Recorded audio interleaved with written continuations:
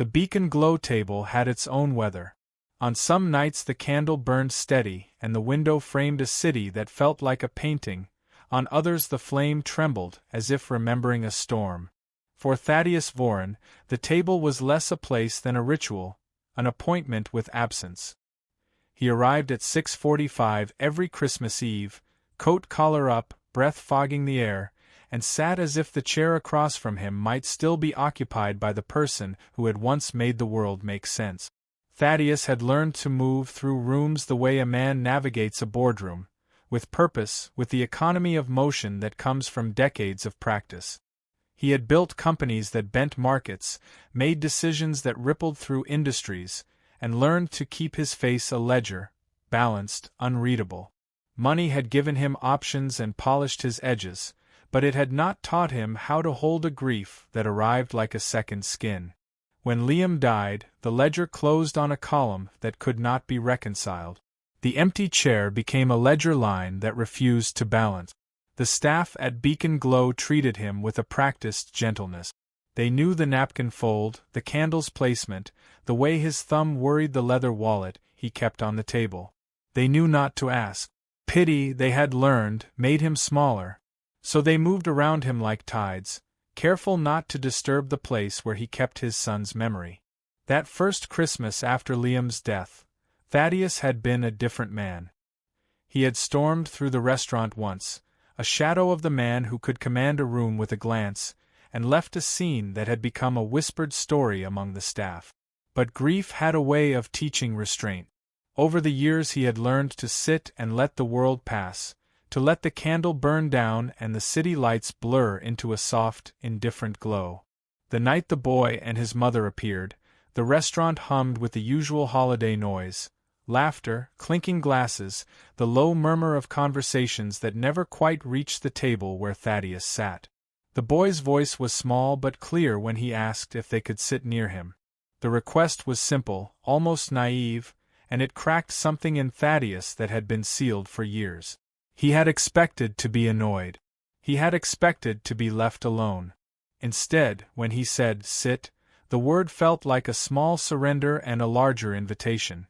The boy, Jasper, sat with a careful eagerness, and his mother, Mira, hovered at first, then relaxed into the chair as if the act of sitting were a permission she had not known she needed. They were not polished. Their clothes were practical rather than fashionable. Myra's coat had seen better winters, and Jasper's sneakers were damp at the edges. But there was a steadiness to them that Thaddeus found unfamiliar and, in a way, disarming. Jasper talked in bursts, filling the silence with the kind of earnest chatter that only children can manage: science projects, a failed attempt at building a model rocket, a joke about a dog that ate a mitten. Mira listened with a guarded smile, eyes that had learned to measure risk and kindness in equal parts. Thaddeus found himself answering questions he had not known he wanted to be asked. He corrected a detail about a school project with a small, involuntary pride. He laughed, once rough and unexpected, and the sound startled him. For the first time in years the empty chair felt less like an accusation and more like a memory that could be shared. After they left, Thaddeus did what he always did. He called for a report. It was a habit born of a life where information was currency. He had people who could find addresses, histories, debts, and small, private facts. The report arrived before dawn, a neat dossier that read like a life in bullet points. Mira Ellison, 38. No criminal record, no marriage license, no death certificate tied to her name. Addresses flagged for late mortgage payments, utility shut-off notices, private debts with predatory lenders. The names attached to those lenders were the kind that made men like Thaddeus tighten their jaw: dangerous, efficient, and indifferent. The missing husband bothered him more than the debt. Absence left traces, and Thaddeus had spent a lifetime reading traces. People left fingerprints on their lives. Registrations, signatures, small legal footprint. The absence of a husband's name was a blank that did not sit right. He invited Mira and Jasper to his house under the pretense of gratitude and an offer of temporary work. He framed it as help, a practical arrangement that would not require intimacy. Mira accepted with the caution of someone stepping onto thin ice. When they arrived at his house, Thaddeus watched them from the balcony. Jasper's eyes widened at the scale of the place. Myra's shoulders tightened as if she could feel the weight of the rooms. Dinner was polite, conversation safe. Thaddeus watched Myra's hands as she ate, how she cut her food, how she counted bites. He watched Jasper's small, earnest gestures. He watched for the signs of someone who had been hardened by necessity. After dessert, Thaddeus asked for honesty. The question landed like a stone. Myra's confession came in a voice that was steady but frayed at the edges. She had met a man at Beacon Glow, she said. He had been charming, private, and he had called himself an orphan. He had insisted on returning every Christmas Eve, said it was a tradition from his father. After Jasper was born, he had promised to tell her something important. He never did. The date she mentioned was the same night Liam had died. Thaddeus felt the room tilt. He had rehearsed accusations in his head: exploitation, fraud, manipulation, but the name Mira spoke was the one that made his blood run cold. It was Liam's name. He had been told his son had no family, no wife, no child. The revelation felt like a betrayal and a wound reopening. He asked them to leave. They left in silence, footsteps fading into the night. That night Thaddeus did not sleep. He replayed Myra's words until they became a loop that tightened around his chest. He called his lawyer and demanded answers. The lawyer's voice was careful, and the truth came in pieces. Liam had called before he died, nervous and urgent, asking to register a woman and a child as family, quietly, legally, without fanfare. He had been afraid of disappointing his father. He had planned to tell Thaddeus that Christmas. He never got the chance. The knowledge that Liam had been keeping something from him was a new kind of grief. It was not only the loss of a son but the loss of a relationship that had been left unfinished. Thaddeus drove to Myra's address with a steadiness that surprised him. The building was half empty, the kind of place where people lived close to the edge of things. A neighbor told him she had left, looked scared. Thaddeus found her eventually, opened the door, and spoke without accusation. Facts, confession, apology. Mira listened. When he finished, she said, simply, "He lied. But now it makes sense." They agreed to a DNA test. The decision was practical, controlled, a way to anchor the storm in something measurable. While they waited, Thaddeus saw Jasper often. He found himself arranging small outings. Chess games at the kitchen table, museum trips, quiet lunches at Beacon Glow. The boy's presence was a balm and a provocation. Staff at the restaurant whispered, but their tone had shifted from pity to something softer. Thaddeus caught himself laughing in the kitchen one afternoon, a sound that startled him with its unfamiliarity. The envelope arrived on a gray morning. Thaddeus did not open it at first. He held it like a relic, the paper thin and ordinary, and for a moment he let the possibility of denial sit like a warm, dangerous thing. Mira watched him from across the room, arms folded, steady but braced. Jasper sat on the floor, lining up chess pieces, humming under his breath, unaware that his life was about to tilt. When Thaddeus read the first line, 99.99%, he felt the world shift. The number was a small, clinical thing, but it carried the weight of a life. He lowered the page and pressed his lips together the way he always had when emotion threatened to spill. The hug he gave Jasper was careful at first, then firmer. The housekeeper wiped her eyes and turned away. For the first time in 8 years, the Beacon Glow table held 3 chairs. The public noticed. Bystanders whispered, and the tone changed from curiosity to a kind of reverent speculation. Thaddeus did not correct anyone who assumed Jasper was his grandson. He raised his glass in a small, private acknowledgement. Mira caught his eye and nodded.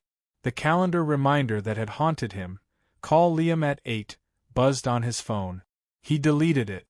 For a few weeks, the new arrangement felt like a fragile truce with fate.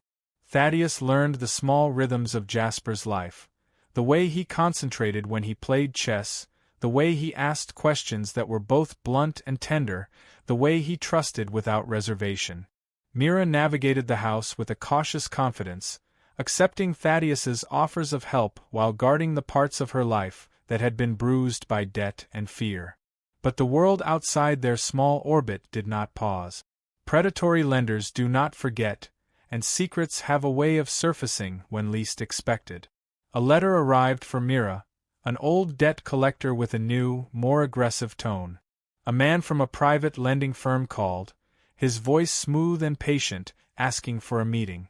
Thaddeus's name, once a shield, became a target. The attention that came with his wealth drew people who smelled opportunity. Thaddeus found himself back in the old patterns. Lawyers, meetings, negotiations. He used his resources to quiet the immediate threats, to buy time and safety for Mira and Jasper. But money could not erase the deeper questions that had settled like sediment. Why had Liam hidden this? What had he been afraid of? How much of his life had been lived in secret? At night, Thaddeus walked the house and found himself in the study where Liam's things had once been. He opened drawers that had not been touched in years and found small artifacts of a life he had not fully known: ticket stubs, a folded note in a handwriting he recognized, a photograph of Liam with a woman whose face was turned away. Each discovery was a small revelation and a new wound. He began to see his son in fragments, the boy who had once climbed into his lap, the teenager who had argued and fled, the young man who had kept secrets. Mira, for her part, carried her own private history. She had been careful with trust because trust had cost her before. She had met Liam in a moment when she was trying to build a life for Jasper, when the world felt like a series of compromises. Liam had been a bright, private presence, someone who offered warmth and then retreated. He had promised things he never delivered. When he died, Mira had been left with a child and a set of questions that had no easy answers. Their lives began to intertwine in small, domestic ways. Thaddeus taught Jasper to play chess with a patience that surprised him. Mira and Thaddeus argued once about the best way to arrange the kitchen, a small spat that ended in laughter and the kind of intimacy that comes from shared chores. They navigated the awkwardness of public attention, photographs in the paper, whispers at the restaurant, while trying to keep the private parts of their lives intact. Yet beneath the new routines, a tension remained. Thaddeus's suspicion had not vanished, it had simply been redirected. He wanted to know everything about Liam's last month. He wanted to understand the man who had kept a family secret. He hired investigators again, not to pry for the sake of power but to stitch together the missing pieces of a son's life. The investigators found small things. A series of late-night calls, a name that appeared in Liam's contacts and then vanished, a hotel receipt from a city Liam had never mentioned. One evening, as snow began to fall in soft, steady flakes, Thaddeus sat at the beacon glow table with Mira and Jasper. The candle burned steady. The city outside blurred into a watercolor of lights. For a moment, the three of them were simply a family, awkward, imperfect, and real. Thaddeus felt a fragile peace settle over him. He had been counting minutes for 8 years, now he found himself counting small, ordinary joys. But the past has a way of catching up. A quiet detail surfaced, one that connected Mira to Liam in a way that made Thaddeus's final unfinished words suddenly terrifying. It was a detail that would not be revealed in a single moment but would unfold like a slow, inevitable tide, pulling at the edges of the life they were trying to build. The beacon glow table, which had once been a shrine to absence, was about to become the stage for a truth that would test the fragile trust they had formed. The envelope that carried the DNA result had been ordinary, but the life it confirmed felt anything but. 4 days afterward, the house hummed with a new, fragile normal. Chess clocks, museum afternoons, the small domestic rituals that stitch strangers into family. Thaddeus learned the cadence of Jasper's laughter, and the way Mira folded a napkin with a precision that suggested practice born of necessity. He found himself leaving the beacon glow table with a lighter step, the empty chair no longer an accusation but a memory that could be shared. Yet beneath the ordinary, a current ran cold and steady. Thaddeus's investigators, the same people who had once tracked markets and mergers, now followed different threads. Late-night calls, hotel receipts, a name that appeared and then vanished from Liam's contact. The more they pulled, the more the threads knotted into a pattern Thaddeus had not expected. Liam had been looking at something he should not have, something that had made him afraid enough to ask for legal protection and to register a family quietly. The fear in Liam's voice, the lawyer had said, was not the fear of a son hiding a mistake. It was the fear of someone who had seen a danger and knew it could reach farther than he could imagine. Mira carried her own quiet history like a folded map. She had been careful with trust because trust had cost her before. The predatory lenders were not merely faceless companies.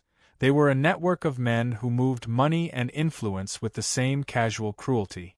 One of the names that had surfaced in the initial report, an obscure private firm, kept reappearing in the margins of Liam's life. A receipt, a late-night message, a hotel room paid for in cash. When Thaddeus's investigators traced the firm's contracts, they found a link to a construction project his company had quietly overseen years earlier, a project that had been lauded publicly and audited privately with a speed that now looked suspicious. The detail that made Thaddeus's stomach drop was small and almost absurd, a brass key. Mira had kept it on a thin chain beneath her sweater, a habit she had never explained. One afternoon, while helping Jasper with a model rocket, she fumbled the chain and the key slipped free. It was stamped with a logo Thaddeus recognized from a contractor's badge he had seen in a file years ago, a logo he had never thought twice about. The key matched a locker number that Liam had used in the weeks before his death, a locker that contained a small recorder and a stack of notes. When Thaddeus opened the locker with the key, the recorder's red light blinked like a heartbeat. He pressed play and Liam's voice filled the small, sterile room where the investigators had set up a temporary office. The voice was younger than the photographs, raw with urgency. "Dad," Liam said in the recording, "I have something important to tell you. I found documents, emails, invoices, showing corners were cut on the Summit Crest project. People were hurt. They covered it up. I don't know what to do. I'm scared." The recording ended with a breath and a name, an offhand reference to a man who had been a quiet presence in the company's subcontracting chain. Thaddeus's hands went numb. The words were not a plea for reconciliation, they were a summons. Liam had planned to confront him not with a child's wish for attention but with evidence that could topple reputations and ruin lives. The unfinished sentence, "I have something important to tell you," was no longer a tender, tentative bridge. It was a warning that Liam had been on the verge of exposing a truth that might implicate Thaddeus's empire. The terror that rose in Thaddeus was not only for himself. It was the realization that his son had been carrying a burden that could have destroyed both of them. He had imagined Liam's confession as a small, private thing, an admission of love, a request for forgiveness. Instead, Liam had been preparing to accuse the world Thaddeus had helped build. The thought that his son might have been silenced because of what he knew made the house tilt in a way grief had never managed. It was a new kind of loss, the knowledge that Liam had died with a truth that could have changed everything. Mira listened to the recording with a face that did not betray the storm inside. When it ended, she folded her hands and exhaled slowly. "He told me once," she said quietly. "He said he was trying to make something right. He said he couldn't do it alone." Her voice did not waver. The admission that Liam had confided in her made the world feel smaller and more dangerous at once. The predatory lenders, the private firm, the locker key, they were not random, they were part of a lattice that reached into places Thaddeus had assumed were secure.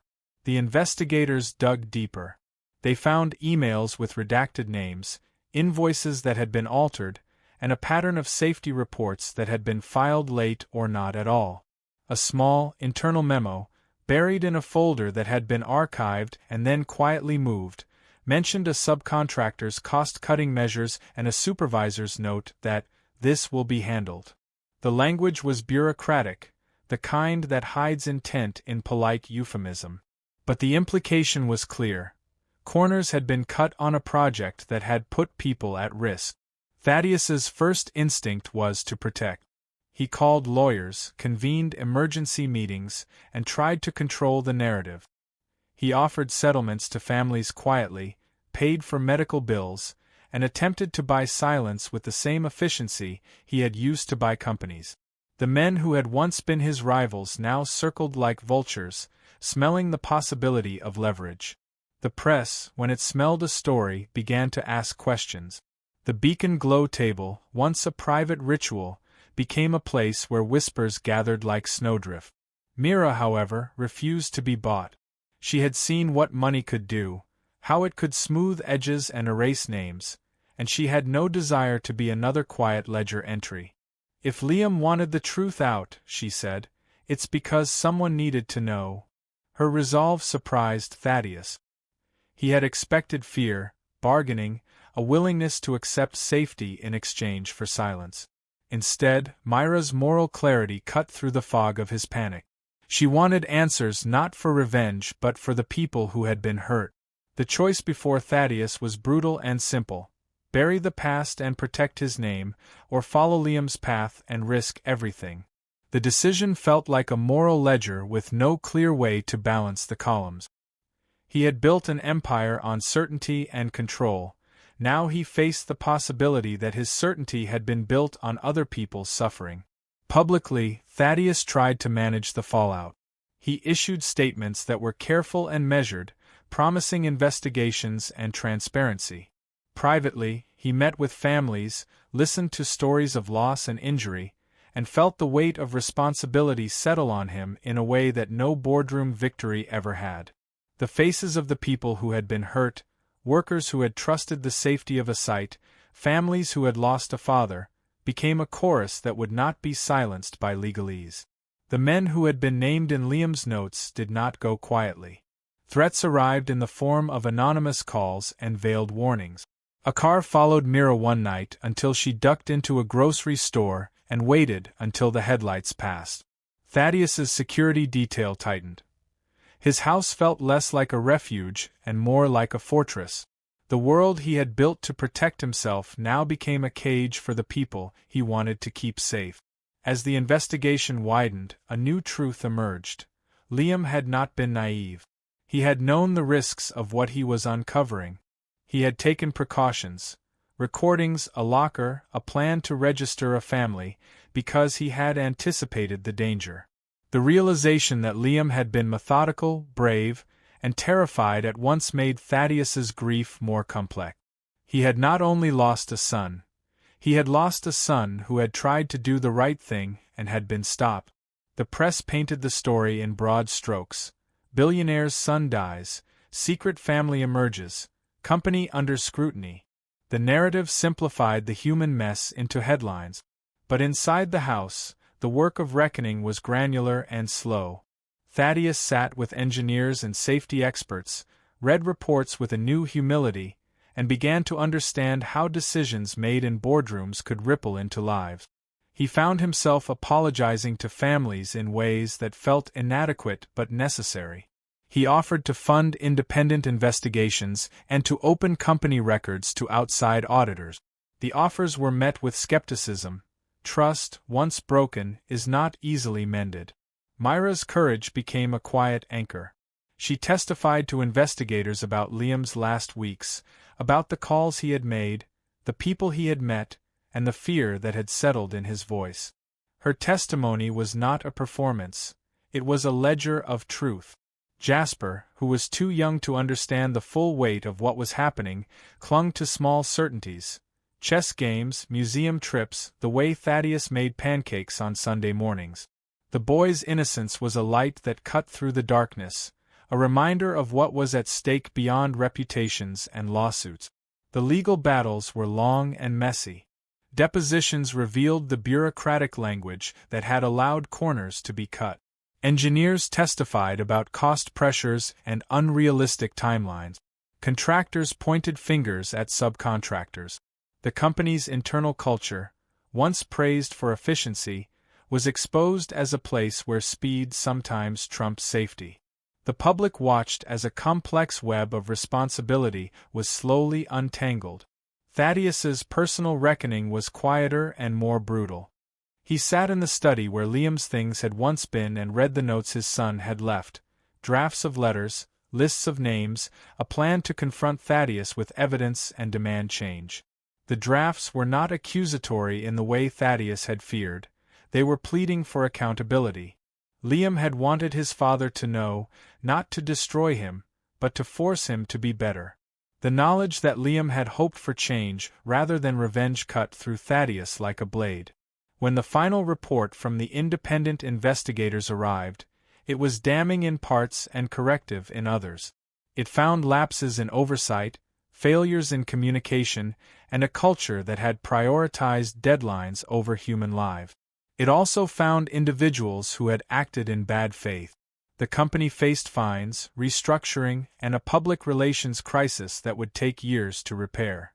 For Thaddeus, the consequences were not merely financial, they were moral. He had to decide whether to use his resources to bury the past or to fund real, systemic change. He chose change. The decision was not heroic in a cinematic way. It was a slow, stubborn commitment to do the work Liam had tried to start. Thaddeus funded safety programs, established independent oversight, and created a foundation in Liam's name dedicated to worker safety and community support. He met with families, listened without defensiveness, and accepted responsibility in ways that made headlines but, more importantly, began to rebuild trust. The process did not erase the terror of Liam's unfinished words.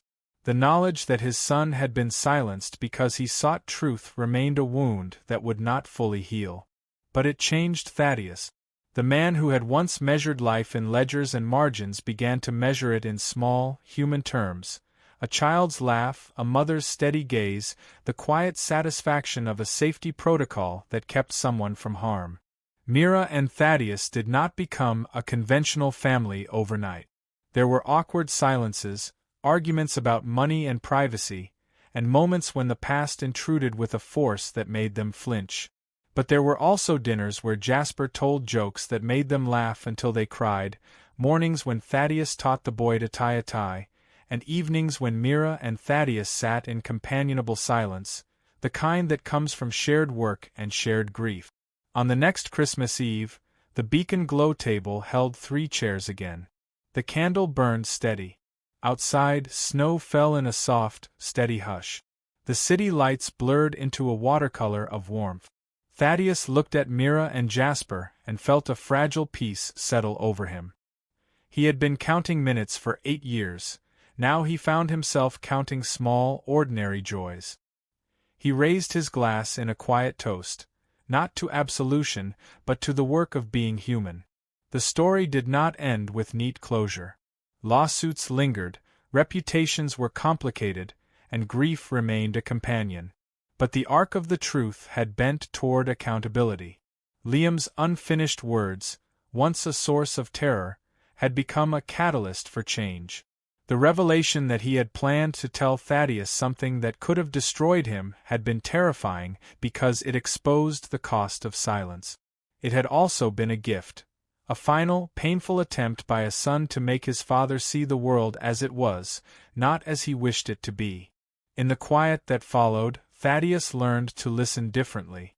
He learned that power without responsibility is brittle, and that love sometimes demands the hardest thing of all, the willingness to be changed. The beacon glow table remained a ritual, but its meaning had shifted.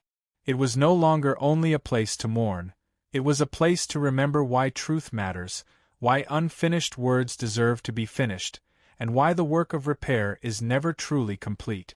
When the snow finally stopped and the city exhaled, Thaddeus walked home with Jasper's small hand in his.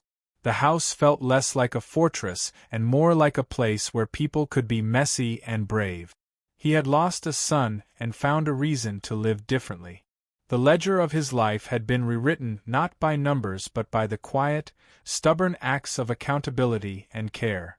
The final unfinished words had been terrifying because they demanded everything of him, and in answering them, he found a way to honor the son who had tried to make him better.